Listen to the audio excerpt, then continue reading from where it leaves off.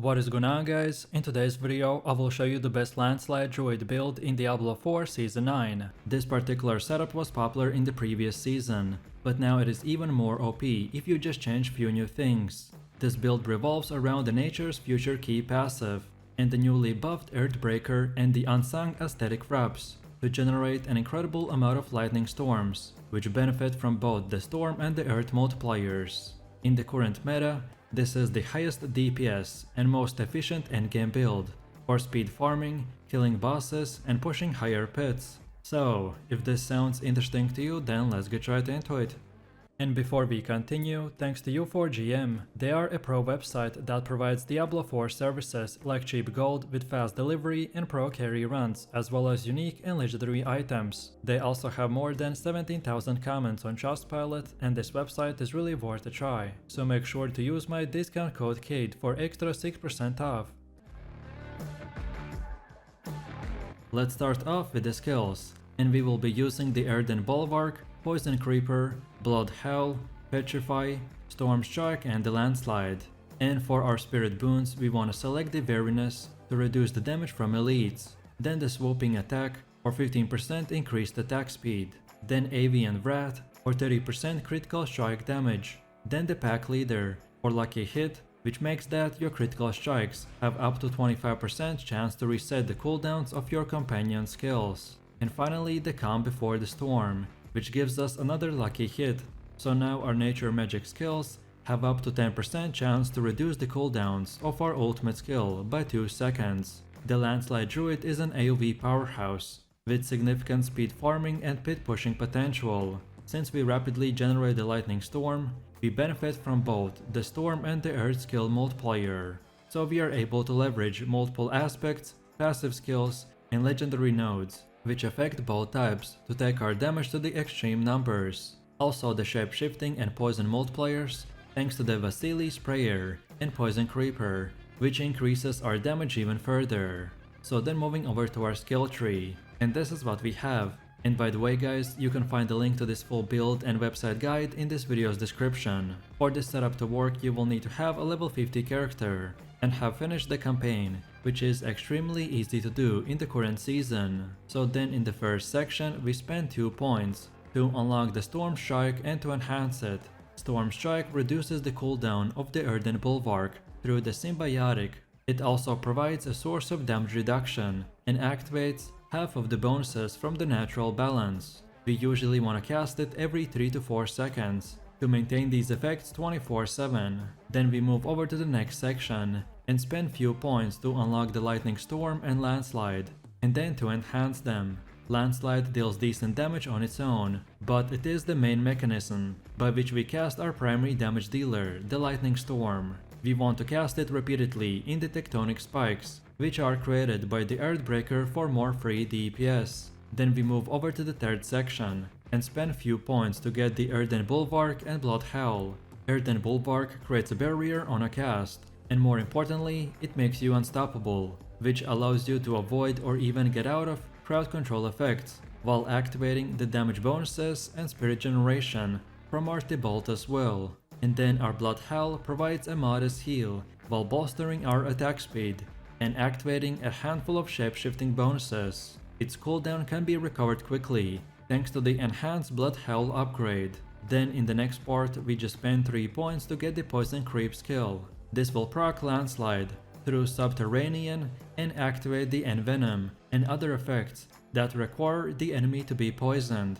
We usually want to use it in the beginning of the fight in high density, but sparingly against bosses, as its passive effect should mostly maintain poison against single targets, and Poison Creeper can only trigger the Nature's Fury once on its initial cast. Then after that we go into one of the last ones to spend a bunch of points and get the Crushing Earth, Stone Guard, and the Envenom passives. Envenom is a huge damage multiplier that is constantly up thanks to the Poison Creeper companion. Then in this section we spend pretty much the rest of our points by getting the Circles of Life, Natural Disaster, Quick Shift, and much more. And finally, for our key passive, we select the Nature's Fury, which is used to reset the cooldown of the Earthen Bulwark and trigger our Lightning Storm. Then next up, let's take a quick look at our gear, and I will show you 2 setups The first gear loadout will be a quick 30-second showcase of what you can use immediately with zero grinding required, and then after that I will show you the full endgame setup. So upon finishing the leveling process and approaching the endgame grind, many of the aspects you use are already available to use from the Codex of Power, so there's no reason that you shouldn't put them to immediate use, since they can be imprinted as often as needed as you upgrade your gear. So start by using easy to get legendaries, like the aspect of Might on Helmet, then for chest armor the aspect of Mending Stone, for gloves the Rapid aspect, the aspect of Disobedience, for boots the aspect of Quicksand, for weapon the aspect of Retaliation, for amulet the aspect of the Calm Breeze, and for both rings the aspect of the Umbral and the Crash Stone aspect. This early setup gives us a functional build to begin farming with. In this setup we don't have access to Symbiotic, Nature's Fury, Trampled Earth or the Subterranean, which means that we can't prac Landslide with the Trample or Poison Creep, so this will require for you to directly cast the Landslide while using the Wind Shear and Poison Creeper as alternative damage sources. The direct use of the Landslide means that the Spirit is an issue at this point, so we want to use the Umbral and Spirit per second to help sustain it. But then when you have a bit of grinding complete, then now we can look into our fully completed endgame gear. So then for the helm we equip the unique item called the Vasili's Prayer. Then for chest armor the Symbiotic aspect. For gloves another unique called the Unsung Aesthetics Wraps. For pants the Tibaltus Will. For boots the Vault Heart Hunger. For weapon the aspect of Aftershock. For offhand the aspect of Retaliation. For amulet the aspect of Natural Balance. And for both for rings the Subterranean aspect, and the last important unique item called the Earthbreaker. Then as for gems on the weapon we want to get the Emerald for 25% critical strike damage, then the Ruby for both the armor and our amulet for 9% max life and fire resistance, and then for both for rings the Sapphire and Amethyst for cold and shadow resistance. So then next up let's go over to our Paragon board. And as they are 225 different choices that I made, so I won't explain each one's reasoning, but most importantly what you need to know is that this board is optimized to give us as high damage as possible while not making us very squishy. So on the starter board we follow this path and select the human glyph for 10% damage reduction while we are in human form. Then next up we have the heightened malice with the earth and sky glyph for 10% increased damage to crowd-controlled or vulnerable enemies. Then next we have the Inner Beast board with the Undaunted glyph for 10% damage reduction when we have the Fortify. Then we have the Earthen Devastation board with the Auto Match glyph for 16% increased physical damage to non-elites and bosses. Then now we move all the way to the right side to get the Constricting Tendrils board with the Territorial glyph for 15% damage reduction against close enemies. And then lastly we go up all the way to here and get the Thunderstruck board with the Spirit glyph for 12% damage increase when we attack the enemies with our critical strikes. And now finally we have come to the last and final part, which is the gameplay and our skill rotations. So first of all we want to cast the Landslide.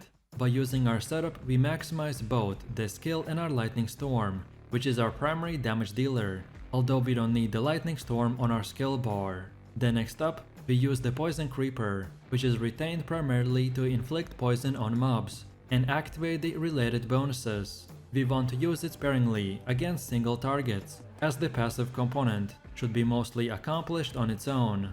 Then next up we have the Storm Strike that should be used frequently, so every 3 to 4 seconds to maintain the damage bonus of the Natural Balance and its own damage reduction. Then we want to refresh the Earthen Bulwark via the Symbiotic, and then shapeshift back to the human form, so then the subsequent Landslide cast will refresh our shapeshifting bonuses.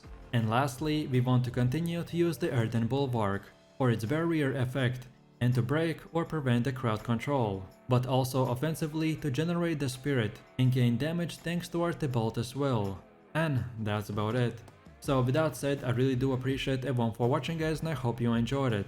If you have any questions or suggestions, then feel free to leave your comments in the comment section down below. And while you're doing that, please click like, subscribe and enable that notification bell, so this way you could support the channel and not miss any more amazing content. With that said, you have an amazing day and I will see you in the next one. So take it easy. Peace.